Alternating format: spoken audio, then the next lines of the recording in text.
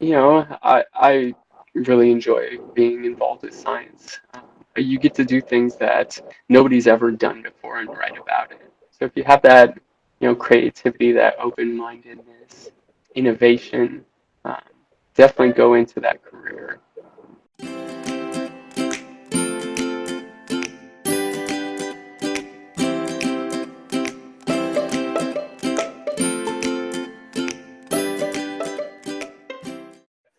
So my name is Brad Endres. I'm originally from Wisconsin. Um, I did my bachelor's in biochemistry at the University of Wisconsin-Milwaukee. I then finished a PhD in physiology at the Medical College of Wisconsin in 2014. And then I decided to do a postdoctoral fellowship with Kevin Gary down in Houston. And concurrently, I was working on a doctorate in pharmacy at the University of Houston as well. I finished that up in 2019 and then did a residency in pharmacy at the Clement J Zablocki VA Medical Center in 2019. Finished that up in 2020, and now I am a clinical pharmacist at the Zablocki VA in Milwaukee, Wisconsin. So I split my time between inpatient, so acute care, and then also outpatient pharmacy. Um, on the outpatient side, it operates more or less similar to like a retail pharmacy that you would get in um, just an outpatient center. So here in the U.S., we have CVS and Walgreens are our biggest two retail pharmacies. We operate similar to that, but we service only veterans. Then on the inpatient side, we help with medication management. So speaking directly with the doctors, um, as a proxy of them, I can also prescribe um, things like antibiotics, specifically vancomycin, and then also anticoagulants like warfarin, Eliquis, Xarelto, things like that. And so I would do the sort of medication management and then also follow up with labs and things like that. Take that responsibility away from the physician so that they can focus on more of the day-to-day things. As a undergraduate, I started working at a lab um, pretty much about 20 hours a week. I was one of the technicians.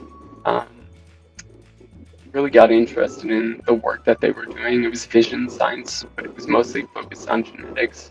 And so that's what piqued my interest. I was kind of undecided between maybe going to medical school versus doing a PhD. And I got accepted into the PhD program, so I just followed that path. Um, and everything that I've done from a research standpoint has sort of been in line with that interest in genetics. So despite my PhD being in physiology, it's always been more about the genetics. So that's really what has guided me through most of my scientific career. As for my parents' response, they were like, well, that sounds good. My mom's a nurse and my dad's an accountant, so they really didn't have any background for it. So I just kind of went my own path. I think I think it's probably accurate. I Yeah. don't think people's perceptions of us have changed very much in the new ages of science. I like to think that people are a little bit more open-minded now that sort of science and research is on the forefront of everybody's is with COVID happening. I still think probably they probably view us as these nerdy. It's okay. I Yeah. I'll embrace the nerdiness. That is a good question. I mean, I haven't necessarily, I've gone to a few different labs out of this country. In general, and there are noticeable differences between other countries and here. Um, I haven't necessarily done experiments or worked in a lab in another country, so I can't speak to Mhm. that. But um, I would say that we're very fortunate here. just with the access to a lot of different resources, I think, you know, funding, while it is tough to get funding, Okay. there are opportunities for it here. But we have access to some of the best technologies, best techniques in this country, and I think that's really what drives a lot of the science and research. And so I'd say, just in general, I think we're very fortunate. So now I have an 18-month-old son, so most of my time is spent, taking care of him outside of, work and science and things like that. But still, I try to find time to like exercise. I like to run, bike, uh, do winter sports now that I'm back in Wisconsin. So skiing, snowboarding, snowmobiling, and I like watching sports as well. So in Wisconsin, we have the Packers, which is our American football team. We have the Brewers, which is our baseball team, and then the Bucks, which is our basketball team here. So I like watching them, trying to get outside as much as possible. I think they already do. I mean, in the US at least, I think, there's lines of people lining up for this vaccine. And I don't think any of that would have been possible if it wasn't for scientists' effort for us to get to this point of getting these vaccines.